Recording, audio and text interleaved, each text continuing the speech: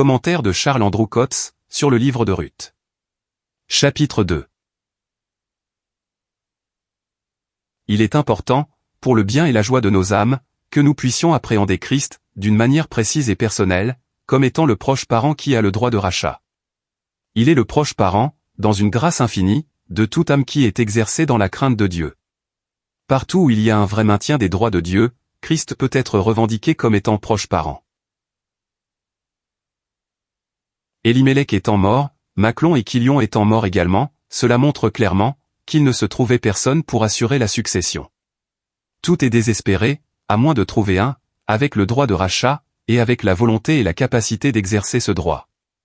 Le désespoir en tout point de vue, du côté de l'homme, est représenté dans la mort des trois hommes. Les exercices nécessaires dans de telles circonstances se manifestent d'abord en Naomi. Divinement éveillée, un intérêt et un désir spirituel apparaissent ensuite en Ruth. Mais la réunion de ces deux exercices, et la satisfaction de ces désirs, sont considérés comme dépendants du proche parent, qui a le droit de rachat. Quelle belle image de la manière dont Israël sera dans l'avenir lié à Christ, qui sécurisera tout ce qui est de leur héritage. Et il n'est pas moins beau de dépeindre la façon, dont l'héritage peut être apprécié aujourd'hui, en dépit de l'échec individuel et collectif. Dieu attire notre attention, sur celui qui maintient et apprécie, tout ce qui est pour l'homme, selon les pensées de l'amour divin. Un homme vivant glorieux à la droite de Dieu, est en possession de tout ce qui était dans le dessein divin de donner aux hommes. Et il est ce proche parent, avec le droit de rachat qui peut nous y amener. Toutes les richesses et les bénédictions que Dieu s'est proposées pour les hommes, comme étant les sujets de son amour et son appel, sont concentrées dans le Christ ressuscité et glorifié, et sont éternellement assurées en lui.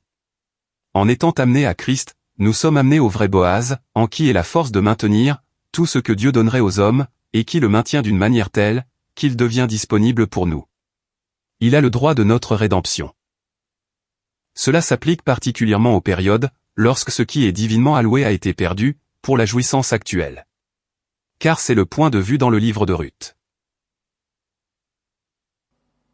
Et Naomi avait un ami de son mari, homme puissant et riche, de la famille d'Élimélec, et son nom était Boaz. Et Ruth, la Moabite, dit à Naomi, « Je te prie, j'irai au champ et je glanerai parmi les épis à la suite de celui aux yeux duquel je trouverai grâce. » Il est rendu manifeste que Naomi a un ami de son mari, et bien qu'elle soit appauvrie, cet ami est un homme puissant et riche. Ceci fait ressortir typiquement la place prise par Christ en relation avec la semence d'Abraham, comme les enfants, et aussi comme ses frères. Hébreux chapitre 2, versets 11 à 16. Ceux qui craignent Dieu, qui l'aiment, et qui désirent ses bénédictions, trouvent qu'ils ont un proche parent qui a le droit de rachat. Il est celui qui restaure, et qui a le droit et la capacité de réintégrer dans l'héritage ceux qui l'ont perdu. Quand il était ici, il a trouvé une compagnie de personnes, qui est allée auprès de gens pour se faire baptiser, confessant leurs péchés. Il était le proche parent pour de telles personnes, il faisait chemin avec eux. Ils étaient pour lui, selon le psaume 16, les saints qui sont sur la terre, et les excellents. Sa joie était en eux. Une caractéristique intéressante de cette belle histoire, c'est que l'initiative est prise par Ruth. Elle rencontre Boaz, grâce à la diligence avec laquelle elle cherche à obtenir une part des biens, que Dieu favorisait son peuple. C'était l'une des dispositions de la grâce de Dieu, qu'il y ait quelque chose pour ceux qui glanent. En effet, Deutéronome chapitre 24, versets 19 à 21, dit, « Quand tu feras ta moisson dans ton champ, et que tu auras oublié une gerbe dans ton champ, tu ne retourneras pas pour la prendre. Elle sera pour l'étranger, pour l'orphelin, et pour la veuve, afin que l'Éternel ton Dieu te bénisse dans toute l'œuvre de tes mains.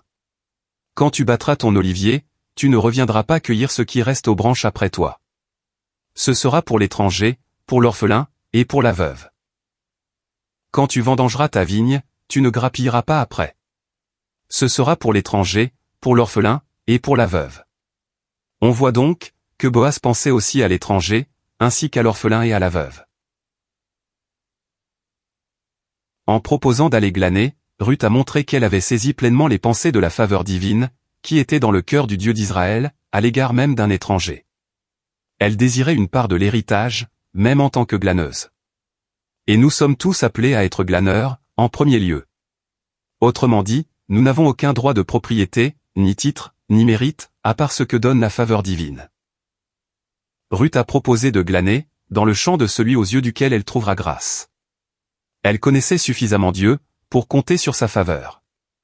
C'est là un état de cœur béni, ne disant pas je ne suis pas digne, et donc je ne dois pas avoir la prétention, de glaner dans l'héritage du peuple de Dieu.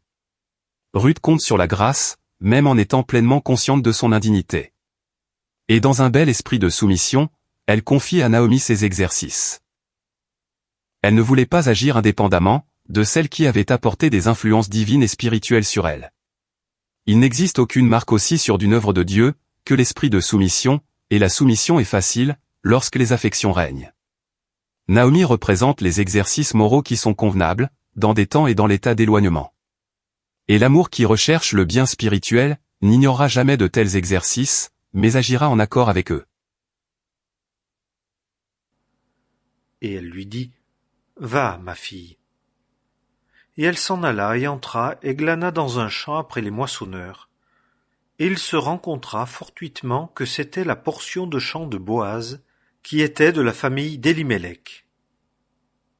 Et voici, Boaz vint de Bethléem, et il dit au moissonneur, « L'Éternel soit avec vous. » Et ils lui dirent, « L'Éternel te bénisse. » Et Boaz dit à son serviteur qui était établi sur les moissonneurs, « À qui est cette jeune femme ?» Et le serviteur qui était établi sur les moissonneurs répondit et dit, « C'est la jeune Moabite qui est revenue avec Naomi des champs de Moab, et elle nous a dit, « Permettez que je glane et que je ramasse entre les gerbes après les moissonneurs. » Et elle est venue, et est demeurée depuis le matin jusqu'à 7 heures. Ce qu'elle a été assise dans la maison est peu de chose. Des occasions de faire la connaissance personnelle avec Christ sont données quand nous avançons comme Ruth, sur le chemin du désir, de la diligence, de l'affection et de la soumission. Si nous sommes marqués par de telles caractéristiques, nous brillerons sur la partie du terrain qui appartient à Christ, et nous attirerons son attention personnelle. La présence et la bénédiction de Dieu sont là, comme décrites au verset 4, et ils sont disponibles, pour tous ceux qui veulent les chercher. Ruth a été remarquée par Boaz, car elle s'intéressait sincèrement et avec diligence, à la faveur que Dieu manifestait envers son peuple. Elle n'est qu'une humble glaneuse, mais elle a glané dans l'héritage divin, et dans un champ appartenant à un proche parent, qui a le droit de rachat. Et Boaz dit à son serviteur, qui était établi sur les moissonneurs, « À qui est cette jeune femme ?» Christ observe chaque humble glaneuse dans son champ. Nous ne devons pas nous attendre à attirer l'attention de Christ, en choisissant la compagnie des choses non spirituelles, à travers la lecture des livres du monde, ou des conversations mondaines. Ces choses ne se trouvent pas dans son champ. Mais lorsqu'Éphraïm dit, « Qu'ai-je à faire encore avec les idoles ?» L'Éternel dit, « Moi je lui répondrai, et je le regarderai. » Osée chapitre 14, verset 8. Et Jésus dit à Nathanaël, en Jean chapitre 1er, verset 48, « Quand tu étais sous le figuier, je te voyais. » Que c'est agréable d'avancer dans un tel chemin, et d'attirer l'attention de Christ. Nous voyons typiquement dans ce chapitre, un état d'âme qui fait puissamment appel à son cœur. Lorsque vous êtes dans votre chambre, à crier à Dieu pour qu'il augmente votre connaissance de lui-même, pour qu'il vous montre encore un peu plus la précieuse valeur de Christ, pour qu'il vous donne plus de la richesse de l'héritage, alors vous venez sous l'attention personnelle des personnes divines. Combien Christ regarde favorablement une âme, qui préfère l'avoir, le posséder, et les bénédictions de Dieu en lui, plutôt que toute la richesse et l'honneur, ou les biens que le monde peut offrir. Il dit d'une telle personne, « Je le regarderai ». Le livre de Ruth est largement une histoire en type, des mouvements d'affection de notre côté, et de la diligence dans la poursuite de ce qui est spirituel. Ruth n'est pas seulement une glaneuse de la bénédiction de Dieu, mais une glaneuse diligente. Il est dit d'elle au verset 7, « Elle est venue, et elle a été debout depuis le matin jusqu'à présent, et ne s'est reposée qu'un moment dans la maison. » Je suis convaincu que l'Esprit rapporte à Christ, comment nous agissons à l'égard des choses de Dieu, ce qui est la vraie mesure de notre intérêt et de notre diligence. J'ai trouvé que même une petite mesure d'intérêt pour les choses de Dieu, assure une bénédiction. Et peut-être aucun de nous ne sait, ce qu'est la richesse que nous pourrions obtenir, si l'on avait manifesté une plus grande diligence, dans la poursuite des choses spirituelles. Et Boaz dit à Ruth, « Tu entends, n'est-ce pas, ma fille? Ne va pas glaner dans un autre champ, et ne t'en va pas non plus d'ici, mais tiens-toi ici, auprès de mes jeunes filles. Aie les yeux sur le champ qu'on moissonne, et va après elles. N'ai-je pas commandé aux jeunes hommes de ne pas te toucher? Et si tu as soif, tu iras au vase, et tu boiras de ce que puisent les jeunes hommes. » Nous pouvons glaner dans tout ce qui appartient au Christ. Et Ruth reçoit les encouragements de Boaz et ses serviteurs. Boaz s'adresse directement à elle, pour son réconfort personnel. Il l'encourage à poursuivre, et à ne pas glaner dans un autre champ.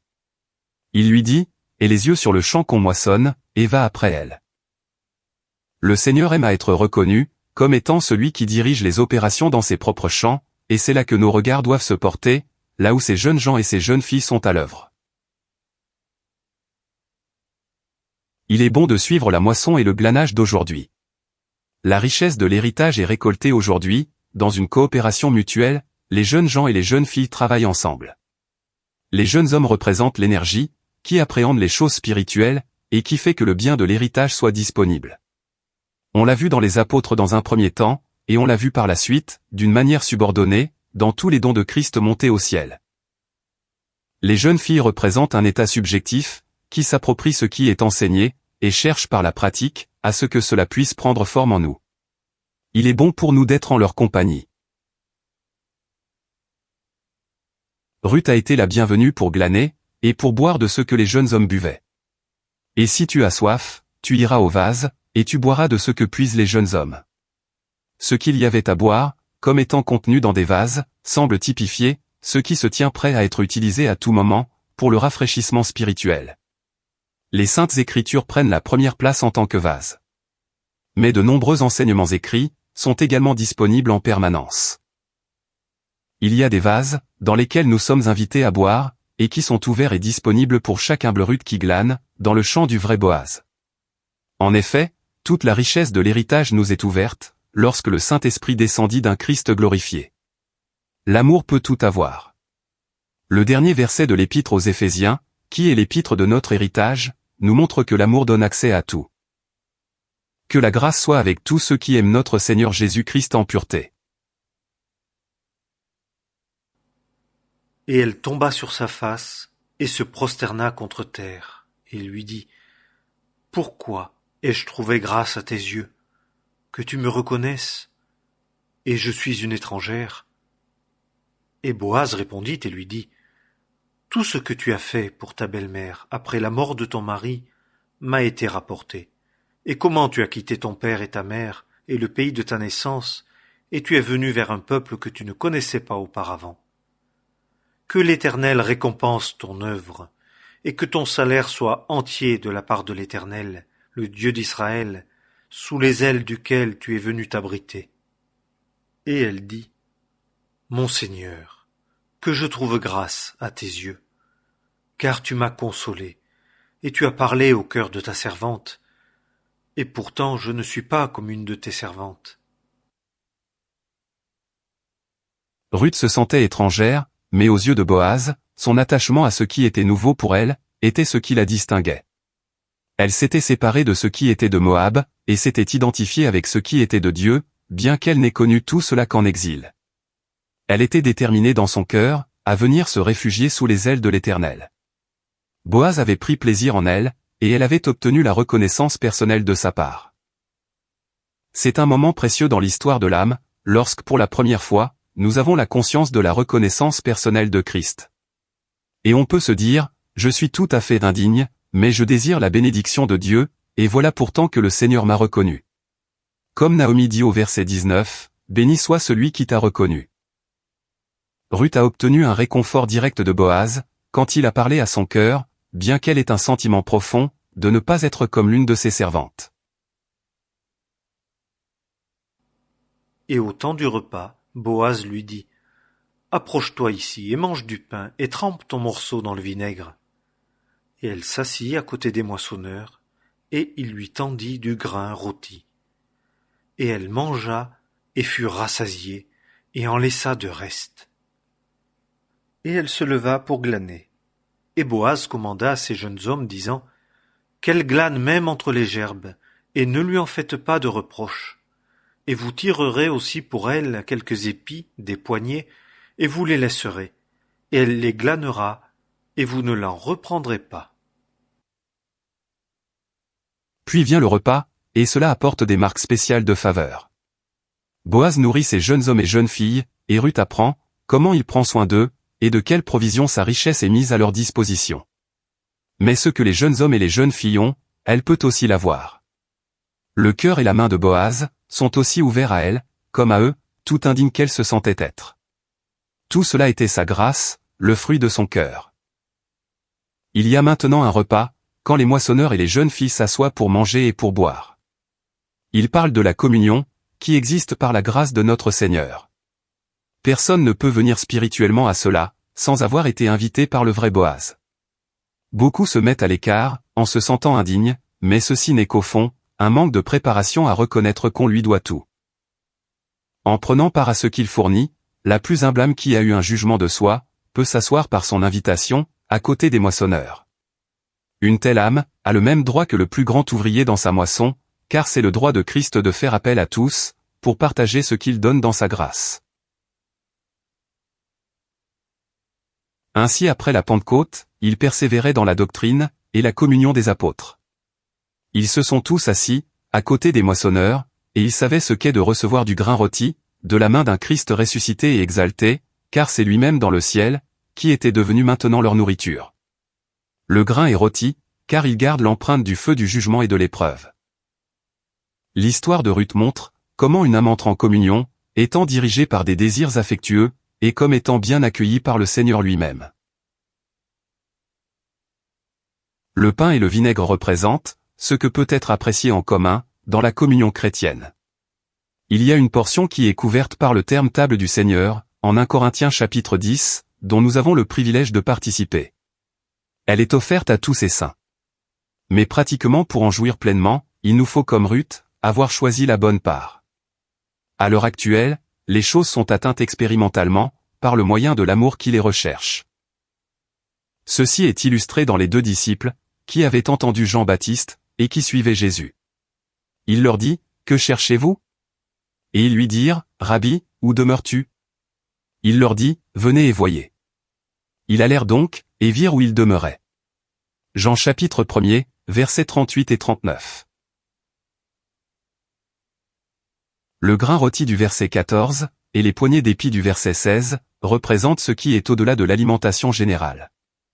Ils sont des marques de faveur personnelle. Chaque Ruth obtiendrait quelque chose, qui n'est pas tout à fait d'un caractère général. La communion est générale, mais les manifestations du Seigneur sont personnelles, et ce sont ceux qui l'aiment, qui les reçoivent. Jean chapitre 14, verset 21. Il existe de nombreuses expressions douces de la faveur du Seigneur, qui ne sont pas générales. Par exemple, le soutien de l'Esprit de Jésus-Christ n'est connu que de celui qui le reçoit. Philippiens chapitre 1er, verset 19. Le Seigneur s'est tenu près de moi et m'a fortifié, en 2 Timothée chapitre 4, verset 17, était très personnel pour Paul, ainsi que ma grâce te suffit, de 2 Corinthiens chapitre 12, verset 9. Et le Seigneur parle d'un caillou blanc, sur lequel un nouveau nom est écrit, que nul ne connaît, sinon celui qui le reçoit. Apocalypse chapitre 2, verset 17.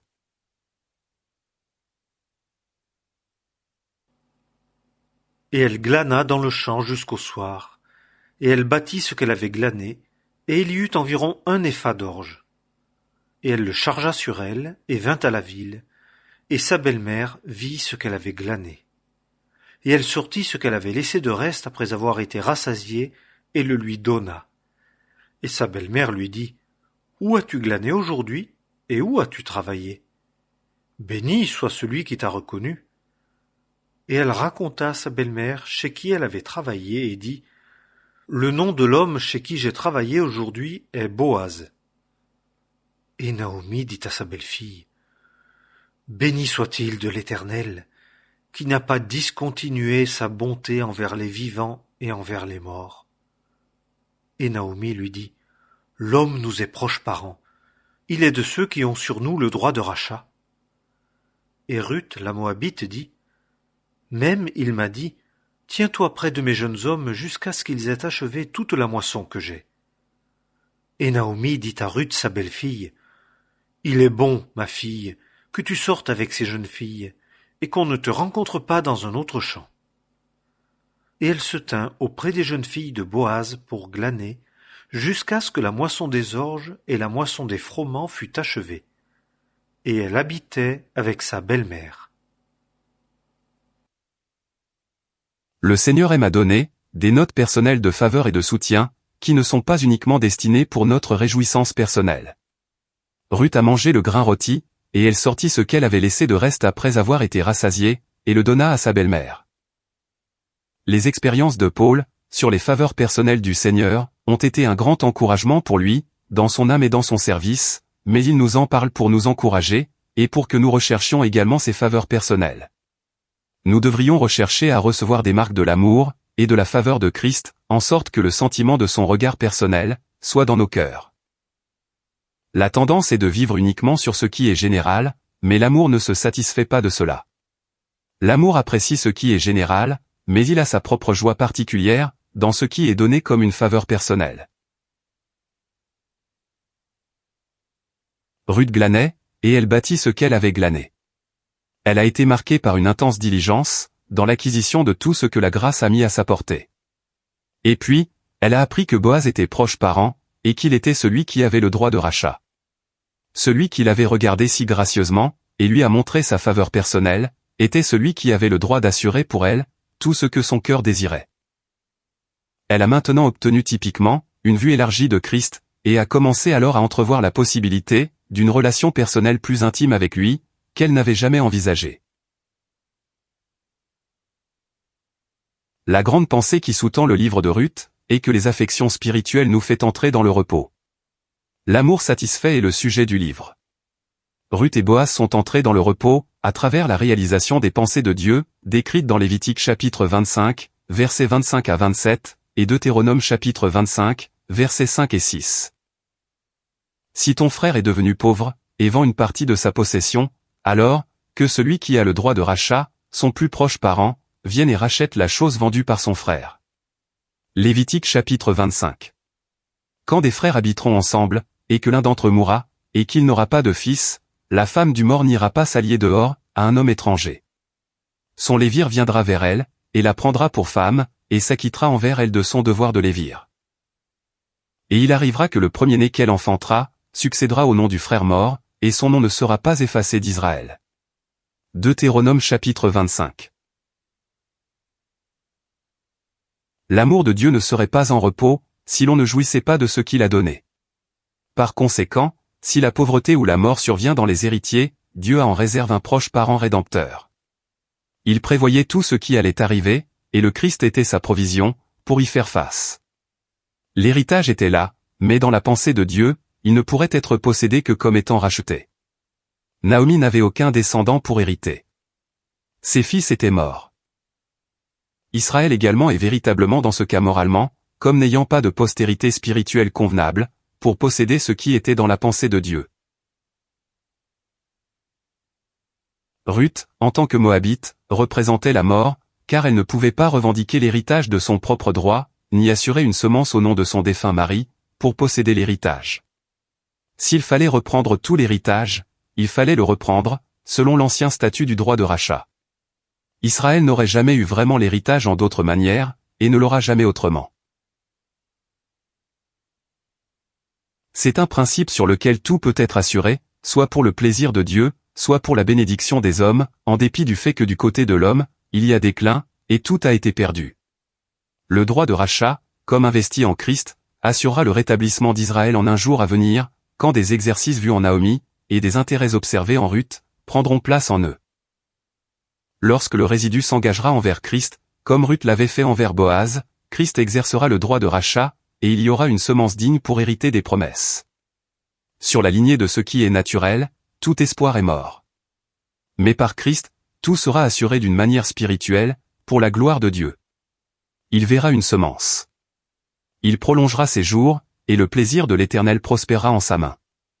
Ésaïe chapitre 53, verset 10.